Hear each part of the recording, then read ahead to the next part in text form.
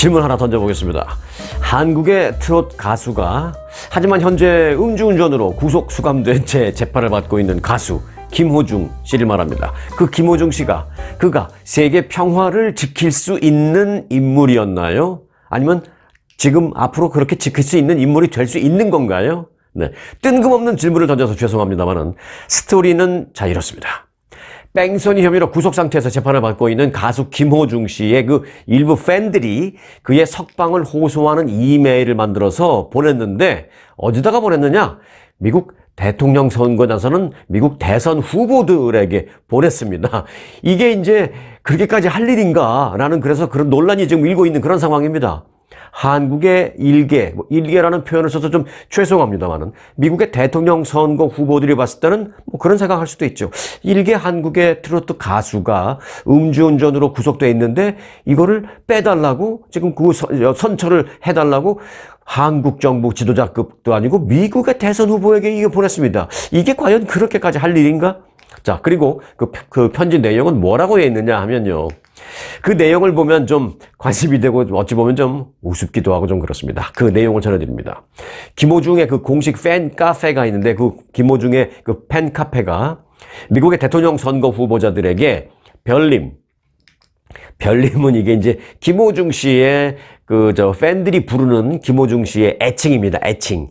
김호중의 그 애칭이 별님인데. 자, 미국 대통령 선거 후보자들에게 이메일을 보내서 이랬습니다. 별님의 석방을 당신들이 도와주시길 바라겠습니다. 라고 해서 김호중의 석방을 촉구하는 이메일을 보냈다라면서 자신들이 보낸 그 이메일의 영문 편지까지 공개를 했습니다. 뭐라고 썼느냐 그 안에? 세계적인 보컬리스트 우리 별님 김호중님의 석방을 위한 긴급 호소라는 제목으로 작성된 그 해당 이메일에는요. 김호중의 최근 상황에 대한 매우 걱정스러운 마음 때문에 우리 팬들은 이 글을 당신들에게 보낸다라면서 작성한 그 이유를 그렇게 처음에 설명을 했습니다. 그러면서 김호중에 대해서는 뛰어난 재능으로 희망과 화합의 상징이 되고 있는 사람이다 라면서 우리 김호중님, 이 별님의 예술과 문화 공연은 한국뿐만이 아니라 세계적으로도 매우 귀중하다라고 소개를 했습니다. 그러면서 미국과 한국 사이에 강력하고 지속적인 동맹을 고려해 봤을 때 우리 김호중님의 석방이 한미 양국 관계를 지속해서 강화시킬 수 있고 더 나아가서 세계 평화와 화합을 유지하는 데 매우 중요하다라고 믿는다 라면서 그래서 뭐 어쩌라고 라고 생각할 수 있잖아요. 믿습니다 라고 말하면서 이제 뒤에 마지막 마무리는 이렇게 했습니다. 우리 별님, 즉 김호중님의 자유는, 즉 석방이 돼서 몸이 자유스러워지는 것은 김호중님의 자유는 우리가 공유하는 정의와 정의와 인간의 존엄성에 대한 강력한 증거가 될 것입니다 라고 주장했습니다. 이 내용만 들으면 뭐 어쩌라고 생각할 수 있는데 결국은 무슨 얘기냐? 음주운전 그 혐의로 구속 수감 상태에서 지금 재판을 받고 있는데 그 구속 상태에서 나올 수 있게 당신들이 미국 센 나라 아닙니까? 센 나라의 대선 후보쯤 되면 한국에 어느 정도 영향력을 미칠 수 있는 그런 정도의 센 사람들 아닙니까? 그러니까 우리 한국 정부에 영향력을 미쳐서 우리 별님, 우리 김호중님이 구속 상태가 아니고 좀 재판을 받더라도 나와서 불구속 상태로 좀 자유스러운 상태에서 나와서 재판을 받을 수 있게 힘 좀 써주세요. 이겁니다. 구치소에서 좀 나갈 수 있게 도와달라는 것입니다. 와. 한국의 트로트 가수 한 명이 세계 평화를 지킬 수 있는지 저는 몰랐네요. 무슨 독수리 오형제도 아니고요. 음주운전에, 뺑소니에, 운전자 바꿔치기 등의 혐의를 등등등등 받고 있는 이 트로트 가수가 세계 평화를 지킬 수 있는 거였군요. 이 편지 내용대로라면. 네. 김호중의 그 팬덤, 이 팬들의 어떤 파워, 그 다음에 뭐, 뭉치는 결집력, 이런 팬덤은 매우 강력한 행동력이 있기로 좀 한국에서도 유명하다고 합니다. 아무리 그래도 그렇죠. 네. 김호중의 그 음주운전 사건 이후에 뭐 비판이 쏟아지고 있고 또 국회에서 이른바 그 김호중 방지법을 발의하겠다라는 내용도 좀 알려지고 있거든요. 김호중 방지법. 그건 이제 공식적인 명칭은 아니고 이제 일종의 알아듣기 쉽게 그렇게 쉽게 애칭, 별칭으로 그렇게 부르고 있는데 그렇게 김호중 방지법이 발의하겠다라는 그런 내용이 알려지자 해당 국회의원 누가 우리 별님, 우리 김호중님의 이름을 거기다 갖다 붙여갖고 그런 법을 만든다는 거야? 누구야? 해서 그 해당 국회의원들에 대해서 좌표를 딱 찍어버리면서 낙인 찍어서 이 사람들이다라고 이름을 공개하면서 그 국회의원들의 낙선 운동을 벌이기도 했습니다. 이 김호중 씨의 팬들이. 앞으로 이런 일이 더 크게 사고가 발생하기 전에 우리 사회를 안전하게 만들기 위해서 김호중 씨 같이 이런 일을 하지 않는, 그걸 방지하기 위해서 김호중 방지법을 만들겠다. 우리 사회의 안전을 위해서 그런 걸 만들겠다 했더니 그 국회의원을 떨어뜨리자라고 낙선 운동을 벌이고 있습니다. 이 김호중 씨 팬들이요. 자, 이 김호중 방지법이라는 것은 대충 이런 내용입니다. 그 김호중이 지금 받고 있는 혐의가 여러 가지인데, 그 음주운전 처벌을 피하기 위해서 이른바 술타기 수법을 했는데, 이런 걸 좀 막겠다라는 것입니다. 술타기 수법이라는 게 뭐냐 하면요. 음주운전을 하다가 걸리면 일단 도망갑니다, 이 사람들이. 도망가는 과정에서 뜬금없이 편의점에 들어가서 맥주 같은 걸 삽니다. 그래서 갑자기 편의점 앞에서 맥주를 막 마셔요. 그리고 난 다음에 그 맥주를 마시는 장면이 또 그 CCTV 같은 거 있는 데서 일부러 찍히게. 그래서 음주운전 적발됐을 때, 그러니까 음주운전 체크포인트라든지 이런 거 해서 도망갔는데 그 후에 막 맥주를 마십니다. 또 CCTV 찍히고. 그렇게 해서 나중에 경찰서 갑니다. 그래서 음주는 했지만 그건 운전하기 전에 음주를 하고 운전한 게 아니라 운전하다가 중간에 적발됐는데 내가 너무 당황스러워서 막 도망을 쳤는데 도망치다가 좀 불안한 마음에 이걸 좀 가라앉히려고 맥주를 몇 잔 마신 거지 음주운전을 한 건 아닙니다. 이런 식으로 소위 자기가 이미 음주운전을 했는데 그 이후에다가 또 술을 더 마셔서 소위 술에 술 타는 술타기 수법이라는 것이죠. 이제 그걸 막겠다라는 겁니다. 자, 그래서 이제 그런 수법을 막겠다라는 방지법이 소위 김호중 방지법인데 이 법을 발의한 그런 국회의원들을 낙선시키자라는 것입니다. 그럼 누가 발의했느냐? 이거는요, 여야가 따로 없이 같이 힘을 합쳐서 만들어지고 있는 법입니다.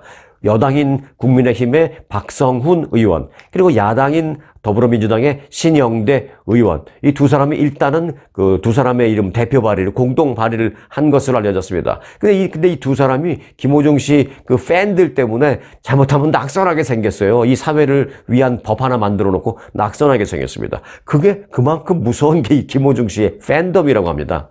자, 그래서 이들의 공식 블로그에는요, 김호중의 팬들로 보이는 그 많은 사람들이 수백 개의 반발 댓글을 막 올려서 이 사람들의 그 홈페이지가 아주 프리즈되고 그런 일이 발생했다고 합니다. 그 댓글에 뭐라고 썼느냐? 당신이 이러고도 국회의원 계속 할 수 있을 줄 알아? 당신이 이러고도 내년에 다음에 재산할 수 있을 줄 알아? 이런 식으로 거의 위협적인 수백 개의 댓글이 올라와서 참 문제가 되고 있는 그런 상황이었습니다.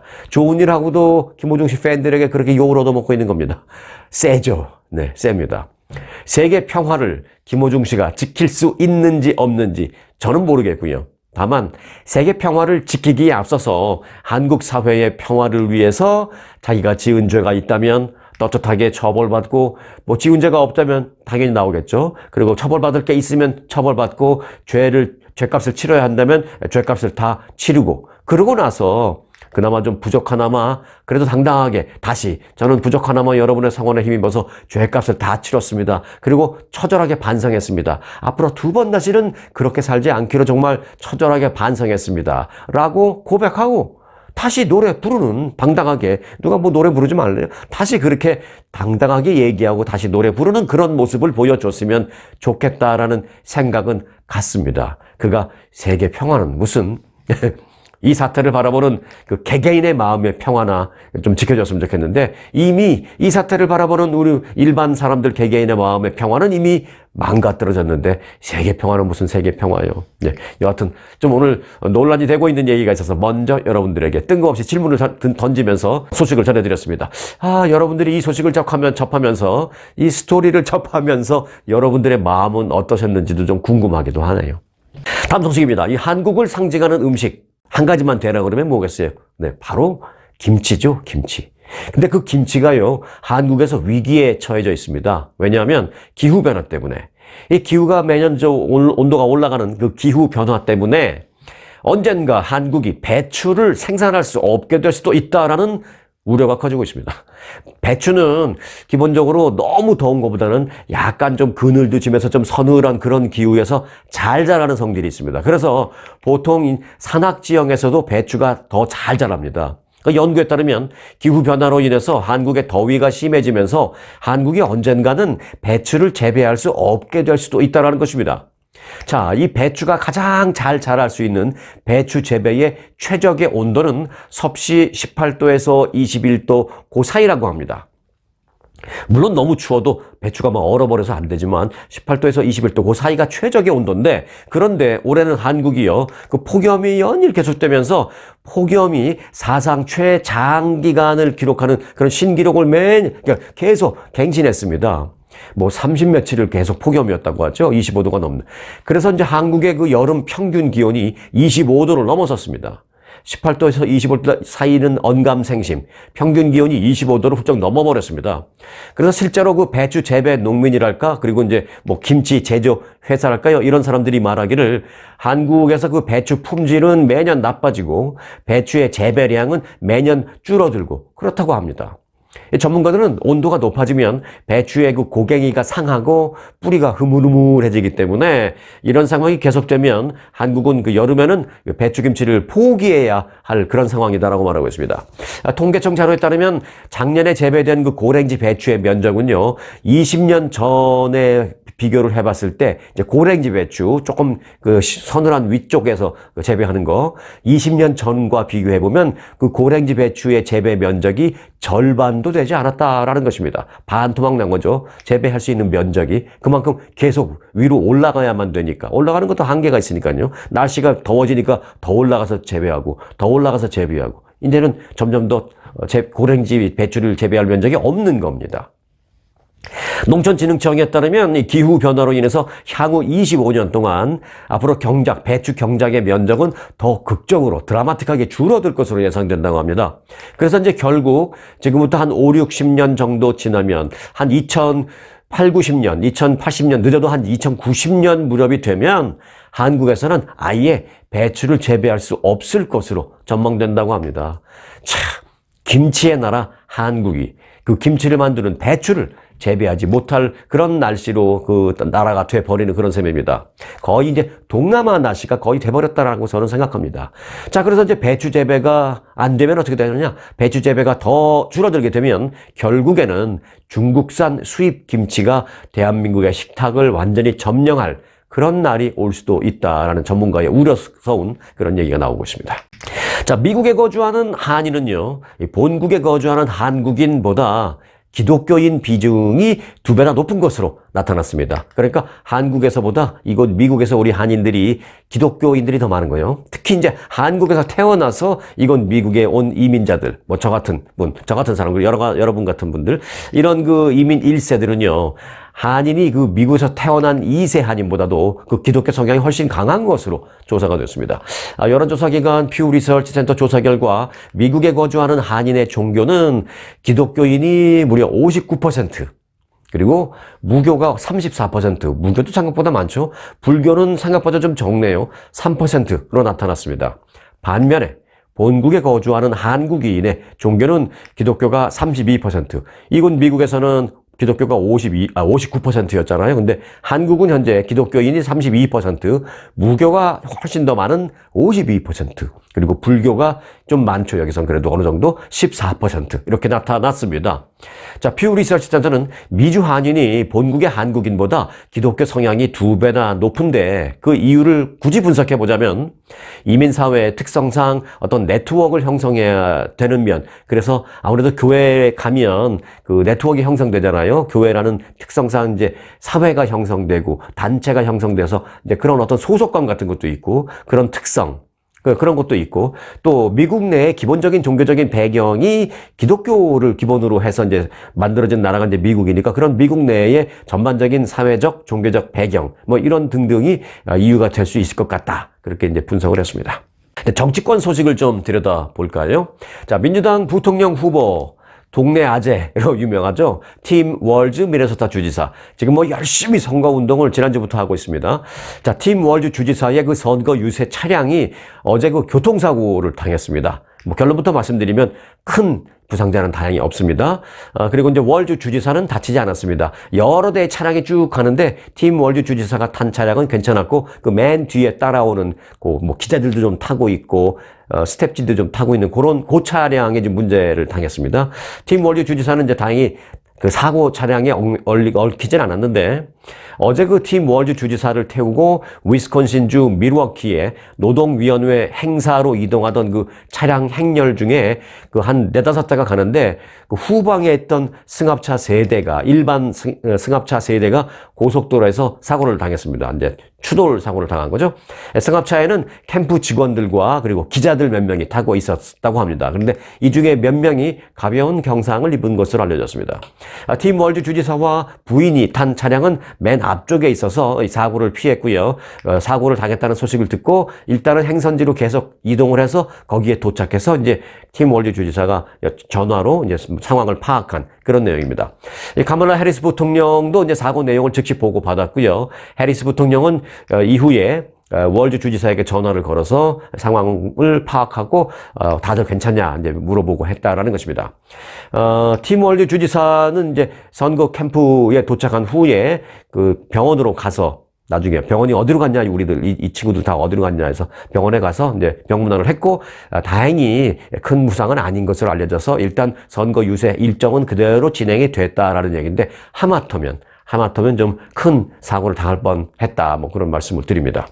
자, 한국계 부인 때문에 한국 사위라고 불리우는 미국의 공화당 소속 레리 호건 전 메릴랜드 주지사가 반 트럼프, 엔타이 트럼프 광고를 내보내면서 자신의 이번 선거 승부수로 반 트럼프 광고를 띄웠다라는 얘기입니다. 어찌 들으면 좀 이상하죠? 공화당 소속의 후보인데 공화당 대선 후보를 반대하는 내용의 광고를 내보내면서 그걸 승부수로 띄웠다는 것입니다. 메릴랜드주 연방 상원의원 선거에 출마한 레리 호건 전 주지사는 최근 정치 광고에서 자신을 트럼프 전 대통령에게 한 번도 굴복하지 않은 아주 극소수의 공화당원 중 한 명이다 라고 규정을 했습니다. 그리고 호건 전 주지사가 내보내는 그 영상 광고를 보면 처음 화면이 쫙 뜨면서 신문 기사가 나옵니다. 신문의 일면이 나오는데 일면에 보면 대부분 대개 왜 이제 큰 글씨로 제목이 크게 뽑아져 있잖아요. 거기 뭐라고 써 있냐면 초기부터 트럼프를 비판한 사람 레리 호건 뭐 이런 제목의 기사 있습니다. 그 신문 기사가 쫙 주민으로 비춰지고요. 그리고 또 다른 영상에 보면 트럼프에 반대하는 공화당의 대표적인 얼굴이라고 또 크게 제목이 쓰여져 있는 그런 신문기사 내용이 이렇게 비춰지는 그런 영상이 이제 광고입니다. 특히 이제 호건 전 지사는 이 영상 광고에서 2021년에 발생한 1월 6일 의회 난입 사태를 소재로 다뤄서 눈길을 끌고 있습니다. 이 대선 패배를 부인하는 트럼프 전 대통령 지지자들이 연방 의사당에 난입한 초유의 사건이죠, 이거. 1월 6일 의회 난입 사태. 이거는 민주당 소속의 후보들의 그 정치 광고에는 자주 등장합니다. 뭐 당연히 그렇겠죠. 비판하기 위해서. 그런데 공화당 소속 후보가 이 의회 난입 사태를 사용해서 광고를 하는 경우는 전 본 적이 없습니다. 그런데 레리 호건 주지사, 연방 상원의원 후보 광고에는 그것까지도 거론하는 겁니다. 이제 뭐라고 이제 거론하느냐? 레리 호건 전 그 주지사, 레리 호건 연방 상원 후보의 그 정치 광고에는 그 내용이 나오면서 영상에서 나레이션으로 이렇게 나옵니다. 1월 6일 의회 난입 사태 당시 레리 호건은 단순히 민주주의를 지키자라는 말만 한 것이 아니라 행동을 선택했다. 레리 호건은 워싱턴 DC를 보호하도록 자신이 주지사로 있는 메릴랜드 주의 주 방위군을 의회에 파견해서 의회를 지켰다라고 나레이션이 나옵니다. 레리 호건 전 지사가 공화당의 그 대선 후보인 트럼프 전 대통령과 분명하게 거리를 두는 정치 광고를 제작해서 내보내기 시작한 거죠. 자, 그런데 이제 공화당 소속으로 어떻게 아무리 그래도 그렇지 공화당 대선 후보를 이렇게 깔 수 있어? 생각이 들 수 있는데요. 이건 이제 아무래도 레리 호건 개인의 소신도 소신이지만 메릴랜드라는 그 주의 특성 때문입니다. 공화당 소속인 레리 호건 전 주지사는 지난 2005년부터 8년 동안, 작년까지 8년 동안 이곳에서 주지사를 역임했습니다. 그것만 해도 사실은 엄청난 거예요. 왜냐? 여기는 전통적인 메릴랜드는 그 전통적인 민주당 텃밭이거든요. 그런데 공화당 밭을 달고 나가서 공화당 소속으로 주지사가 당선돼서 2번이나 했어요. 사실 그것만 해도 큰일이죠. 그런데 아무리 그렇다 하더라도 이 메릴랜드주는 전통적으로 너무 그 민주당 텃밭으로 이제 분류되는 곳이기 때문에 아무래도 걱정되는 것이죠. 자기가 너무 공화당을 할 수는 없는 겁니다. 그 레리 호건도.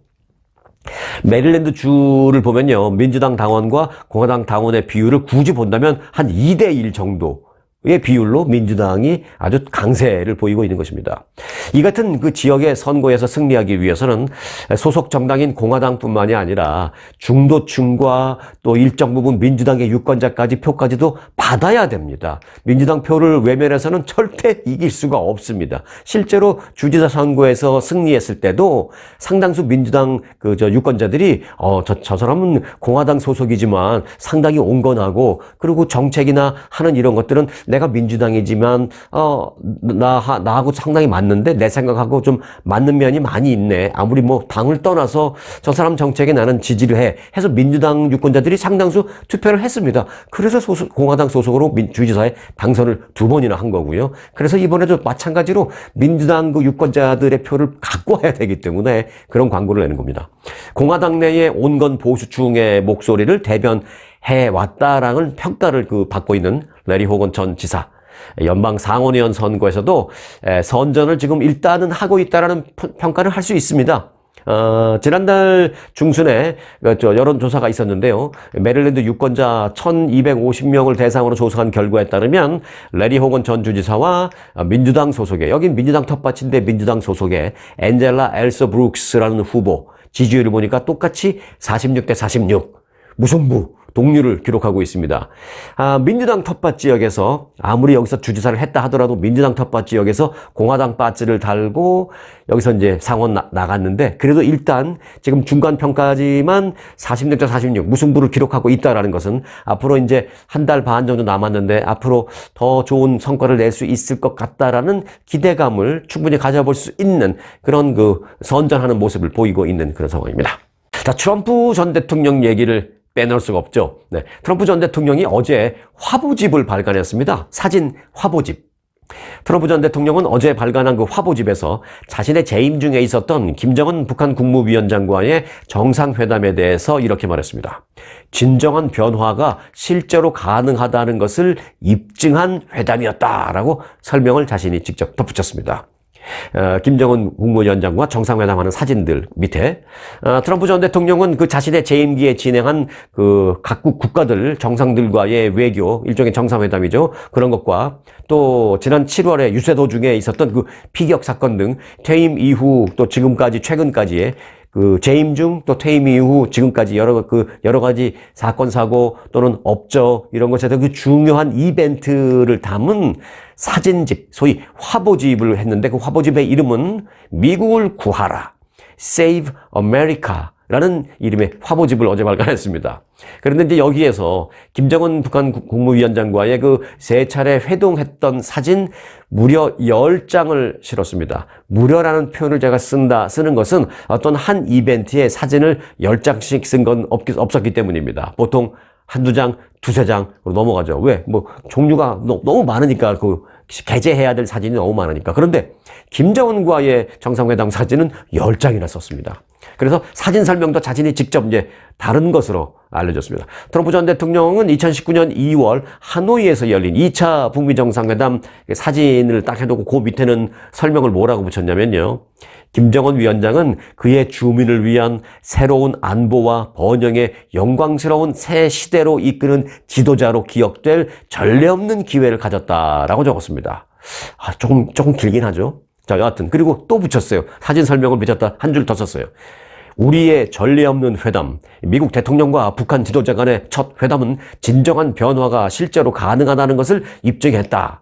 김정은 위원장과의 회담은 솔직하고 직접적이었고 생산적이었다라고 사진 설명을 더 붙였습니다.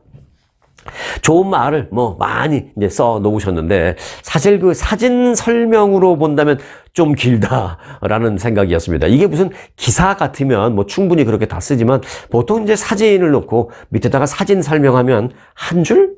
많으면 두 줄? 그 정도인데 그 밑에다가 사진 설명이 아니라 거의 막 기사를 아주 장황하게 많이 써 놓으셨습니다.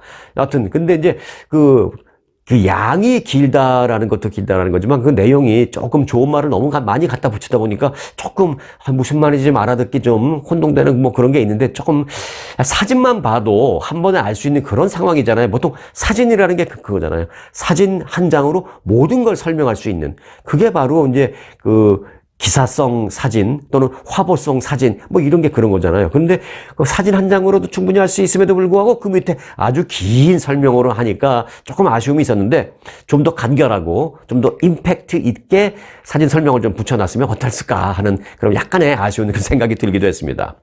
자, 그런데 한편으로는 왜 그랬는지를 알 수도 있을 것 같습니다.